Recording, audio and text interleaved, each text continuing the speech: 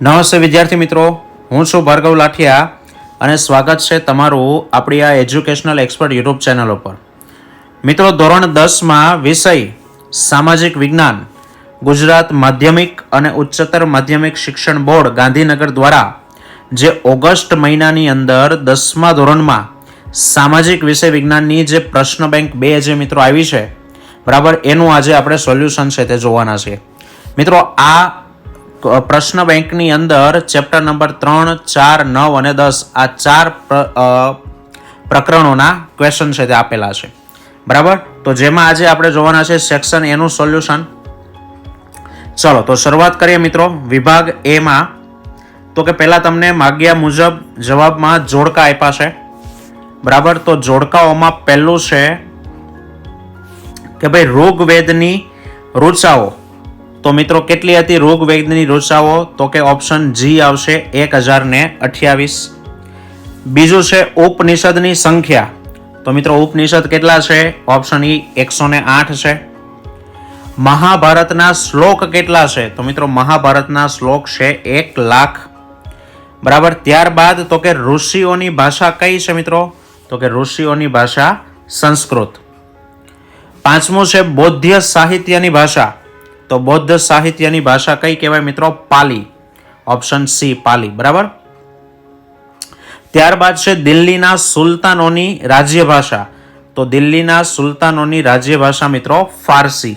Option B. મધ્ય યુગમાં જન્મેલી ભાષા તો કે ઉર્દુ. ઓપ્શન એચ માં ઉર્દુ. અને આઠમું છે દ્રવિડ કાળની સૌથી જૂની ભાષા. તો મિત્રો એની અંદર આવશે ઓપ્શન એફ તમિલ. હવે મિત્રો આગળ વાત કરીએ. 1-2 શબ્દમાં જવાબ આપો, બરાબર. પહેલો પ્રશ્ન છે કે જંગલોનું નષ્ટ થવું એટલે શું? તો મિત્રો જંગલોનું નષ્ટ થવું એને શું કહેવાય? તો કે નિર્વનીકરણ. નિર્વનીકરણ છે તે એને કહેવાય. મિત્રો બીજો સવાલ છે ગુજરાતની અંદર આવેલું એકમાત્ર જૈવ આરક્ષિત ક્ષેત્ર કયું છે? તો કે કચ્છનું રણ, બરાબર. ત્રીજું છે હેણોતરા પ્રાણીઓને કઈ રીતે ઓળખી શકાય?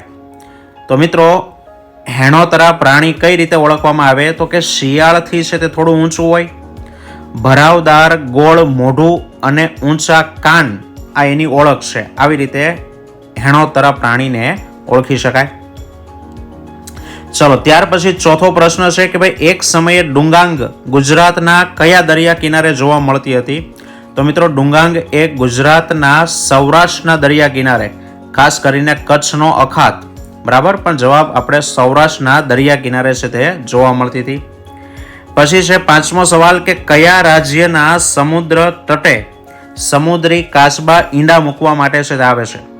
તો મિત્રો સમુદ્રી કાચબા ઈંડા મૂકવા માટે ઓડિશા અને ગુજરાતના દરિયા કિનારે છે તે આવે છે. ઓડિશા અને ગુજરાત. છઠ્ઠો છે દુનિયાનો એવો કયો દેશ છે કે જ્યાં એશિયા, યુરોપ, આફ્રિકાના ત્રણેય પ્રકારના વન્યજીવો જોવા મળે? તો મિત્રો આપણો દેશ ભારત, બરાબર. ભારતમાં ત્રણેય પ્રકારના દેશોના વન્યજીવો જોવા મળે છે. સાતમો છે કે ભાઈ જેનો ઉછેર માનવીની સહાય વિના કુદરતી રીતે થયો એને શું કહેવાય? તો કુદરતી વનસ્પતિ, કુદરતી રીતે ઉગી હોય. ત્યાર પછી 20મી સદીની શરૂઆતમાં ભારતના જંગલોમાં વાઘની સંખ્યા કેટલી હતી? તો મિત્રો ચોપડીના આંકડા પ્રમાણે 40,000. ઓકે, ચલો હવે આગળ વાત છે કે ભાઈ નીચે આપેલા પ્રશ્નોની અન્ય સંબંધિત વિગત દર્શાવો. કોઈ પણ એક, પણ આપણે તો ચારેયના જવાબ આપવાના છે. તો પહેલું છે ભારતના મુખ્ય 2 સૂર્ય મંદિર. તો એક છે કોણાર્કનું સૂર્ય મંદિર. તો મિત્રો બોલો બીજું કયું આવશે? મોઢેરાનું સૂર્ય મંદિર. સરસ, મોઢેરાનું સૂર્ય મંદિર. પ્રાચીન ભારતના 2 મહાકાવ્યો, એક મહાભારત છે. તો મિત્રો બીજું શું આવશે? રામાયણ, બરાબર. 2 મહાન કાવ્યો. અબુલ ફઝલે લખેલા 2 ગ્રંથો, એક છે અકબરનામા અને બીજું છે આઈને અકબરી. આઈને અકબરી, બરાબર. આ એના 2 ગ્રંથો. અને ગુજરાતમાં આવેલા 2 પ્રાચીન નગરો, એક લોથલ અને બીજું ધોળાવીરા, બરાબર. મિત્રો એકદમ સરળ પેપર છે, કોઈ વસ્તુ એમાં અઘરી છે તે નથી. ચલો, અને હવે વાત છે ખાલી જગ્યા પૂરો કે ભાઈ લોથલ છે. લોથલ અમદાવાદ જિલ્લાના ધોળકા તાલુકામાં આવેલ છે. તો તે ધોળકા તાલુકામાં ભોગાવો અને ખાલી જગ્યા એમ બે નદીઓના વચ્ચેના પ્રદેશમાં આવ્યું છે. તો મિત્રો ભોગાવો અને સાબરમતી નદી. ચલો, ત્યાર પછી છે કે આ પ્રકારની ખેતીમાં વૃક્ષોને કાપીને સળગાવીને જમીન સાફ કરી અને ત્યાં ખેતી કરવામાં આવે છે. અને જમીનની ફળદ્રુપતા ઘટતા આ વિસ્તારને છોડી દઈ અને બીજી જગ્યાએ આ જ રીતે ખેતી કરવામાં આવે તો મિત્રો એને શું કહેવાય? તો કે એને કહેવાય સ્થળાંતરિત ખેતી. બરાબર છે. ત્રીજો પ્રશ્ન છે કે ભાઈ રોટલી, ભાખરી, સેવ, શીરો, લાપસી, લાડુ, સુખડી, પાઉં, પૂરી, કેક, બિસ્કિટ વગેરે અનેક વાનગી બને છે.